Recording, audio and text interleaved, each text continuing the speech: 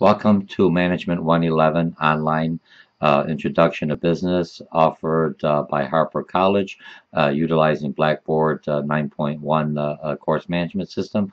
My name is Dr. George Mochocki. We're in week 5. We'll be covering chapters 8, which is adapting organization. We'll be looking. It's an extension from what we did last week.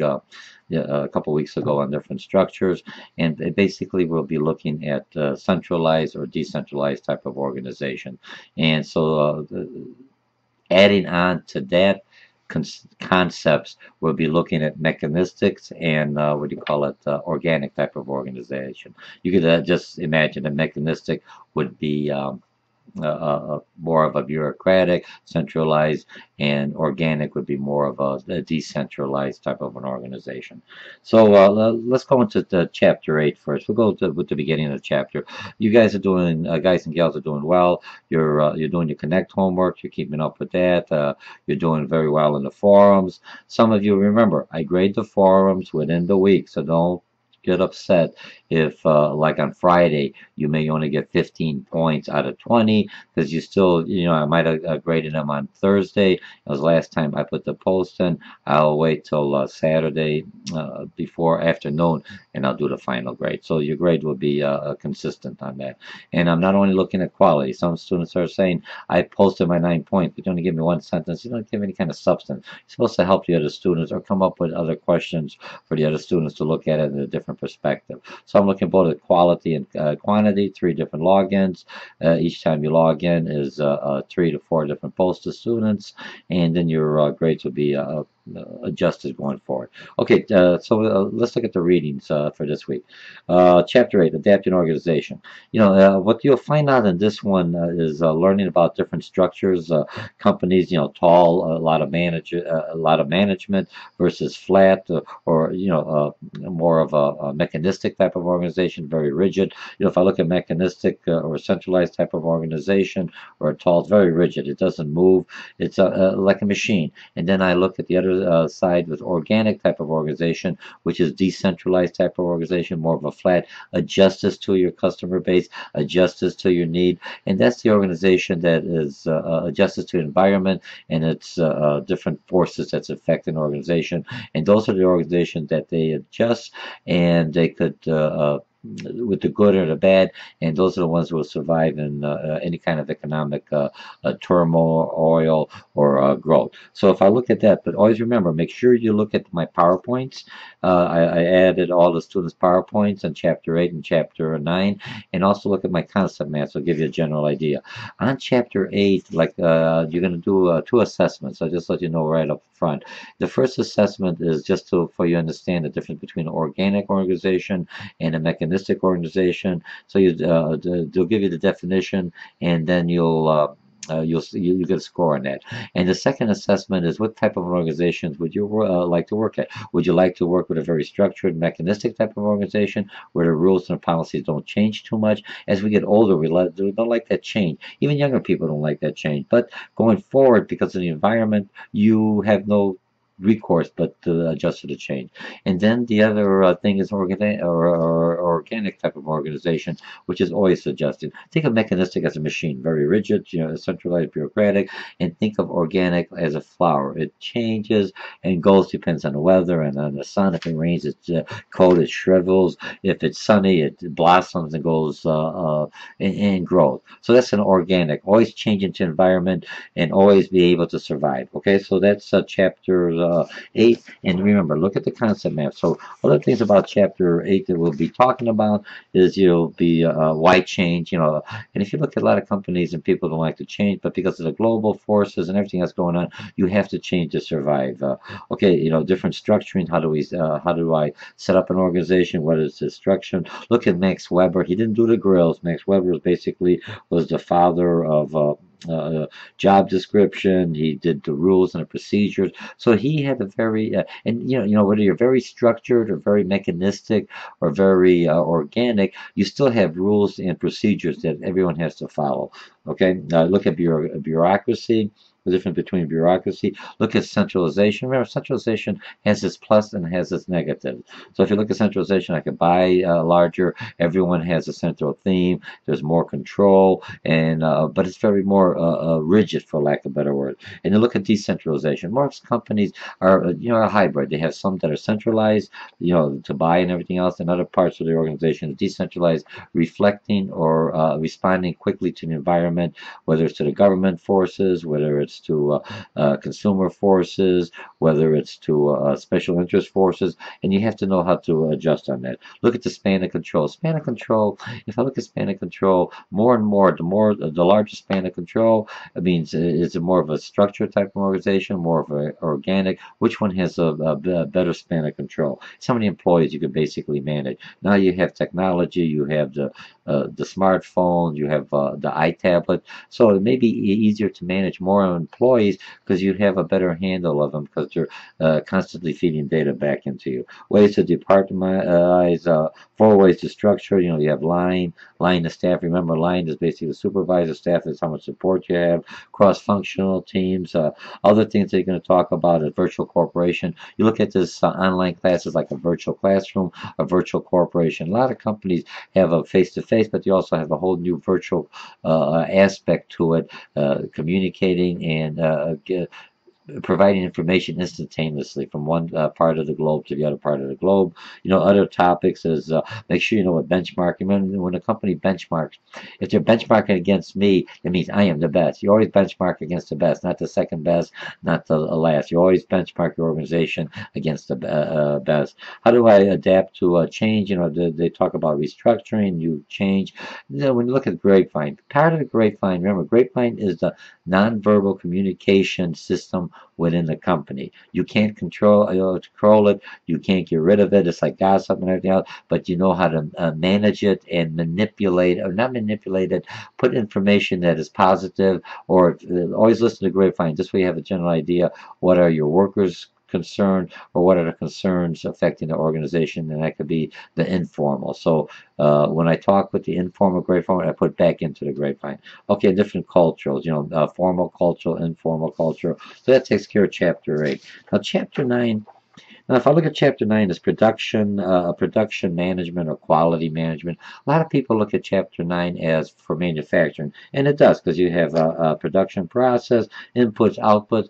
Look at the same concepts that you're utilizing with scientific methods, and the Gantt charts, the PERT charts, the ERP charts, the material requisition charts, Sigma 6, quality, all those things that are reported in manufacturing are the same things, or the same attributes, the same kind of a thinking that I use in the service thing. Instead of a production line where I make something, put something in, it goes from one process to another process, or assembly line, I take the same concept and I try to eliminate or modernize or reduce redundancies within my production line to be more efficient.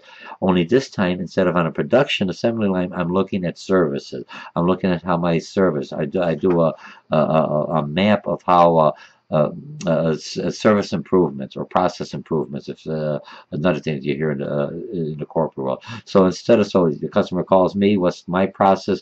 How do I deal with the customer? And which direction do I send the customer after he or she has talked to me and I can't resolve the issue? Or am I just a gatekeeper where information comes in? That's usually what call center is, and then I funnel out the different processes.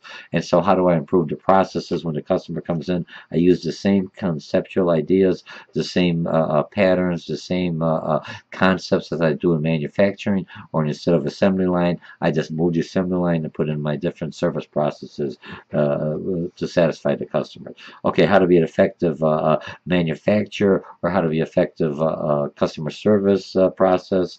You look at facility layout, no different than when you look at if I'm a retail store. It's not merchandise. It's not a manufacturing, but customers come in. They know if you go into Walmart, they know if I go to the left, here's the food. If I go to the right, there's the pharmacy. If all the way at the end is all the home and improvement and everything else where customers come in. Right in the middle is the heart of it, the pharmacy and everything, the computers, everything that's important. And how did Walmart decide how to lay out the store? They see how customers come in. They have security cameras to protect for their goods and protect the employees and the customers. But those same security cameras see most people walk in the store. Do they go to the right or they go straight? If they keep on going straight and then filter out, and that's why most people go, they go in like and they go right to the straight. So you'll see all the things that high ticket items that they would move and the items that really are the cash cows for the store, for Walmart or any kind of retail. Those are the items or displays are right there to catch the customers, and then they filter out as they disperse within the store. Okay, so that takes care of that. So we'll have that. So this week you'll have a connect on chapter 8 and 9. It's not going to be a lunch part, regular connect, and it's worth 20 points. I think there's like six different things. Should take you a while. So drag and drop in a video. It'll be interesting. It kind of breaks it up a little bit. You only have one quiz. I'm not going to quiz you on the chapter 9 manufacturing, even though you should be, the final exam is a comprehensive, and you chapter what do you call it? 9 will be on the final exam, some questions. But for this week, you're only going to do chapter 8. So it's going to be 11 questions. Normally, you normally do 10, 11 questions. But instead of 1 point per question, each question will be worth 2 points. Remember, it'll be easier, and this would be kind of like a bonus so to help you catch up on your points. Next week, I'm going to have a mini, what do you call it? Forum, and then that forum will work out pretty good. So it'll be just ask George some questions, and that's an easy way to wrap up some extra points. Okay, this week we have one forum. After you complete the 2 assessments, you go in and you ask I have a bunch of questions. What was your scores or assessments for 1 and 2? What was your preferred organization structure, and that you would work well within? Are you working in that type of a structure now, or would you be looking for a type of structure? Could you identify some companies that you feel that may have that structure, either mechanistic or organic, and what are some pluses and minuses? And then ask other people some questions. I want you, for last topic, I want you to start looking at the research topic. Remember, there's a paper due at the end, and the research paper is think of a new product, think of a new product line, think of a new store, and you're going to be doing a feasibility study. So you're going to do some research to see if I want to open up another, let's see, another hot dog stand and a pizza store, find a town. I mean, is there, what are my competitors? Could I bring into that store and maintain the costs that competition has already established, or do I charge a higher price? How many customers? Who are going to be my customers? And you're doing like a feasibility. This is the first step before you do an actual business plan. I used to make the students do the full business plan, but since this is a survey course, a little bit like this, let's make it, I kind of relaxed it, not relaxed it, made it more focus on what you're learning. So you're going to learn a little bit of accounting, so a little bit about of everything else. So you can kind of put your knowledge from all the chapters and utilize the chapters you can to think, if I wanted to open up a business, if I wanted to create a new product line, I'm already in business and I want this other product line, could it sustain itself, or am I going to get the money from it? Things like this. And then we'll have a forum just on your research paper down the road, but start thinking about it. And next week when I have the Ask Me Any Questions, throw some of those questions in there about your research paper, and we could get this thing going. All right. So again, my name is Dr. George Mochocki. We're going to be covering chapters 6, which is what do you call it? Adapting organizations. You're going to be doing 2 assessments. We'll be doing chapter 8, which is world class or quality control or operations management. Only everything you're learning for the manufacturing, you could implement or utilize the same kind of thinking and the same kind of models and systems that they put in the PERC, the Gantt chart, and everything else into a service process. Okay, so you've got the one forum. Let's see, you've got the McGraw-Hill worth 20 points, and you've got the quiz. So total, you should be, this week is worth 62 points. Make sure you post my first reply to the forum on Tuesday by midnight. This way you can get it talking. And remember, the last post, The last post should be done Friday midnight. Only in exceptions you should be posting something on Saturday before noon, but you still should be reading what other individuals posted Friday, so this way you can at least respond a little bit things if you want to. All right. So we're doing well. We're in week 5. We only have 10 more weeks to go. Look how quickly the time is going. The process is the same. Going to the module, do the quizzes, and I'll see you online within the forum. And look, I really enjoy talking to you in the forum. This is a great group. You guys and gals are really a virtual office. You're doing very well online, and I'm very proud of you. Just keep up all the good work. My name is Dr. George Mochocki. This is Introduction to Business Online, offered by Harper College, utilizing Blackboard Course Management System 9.1, and offered by, and I'll see you online. Bye.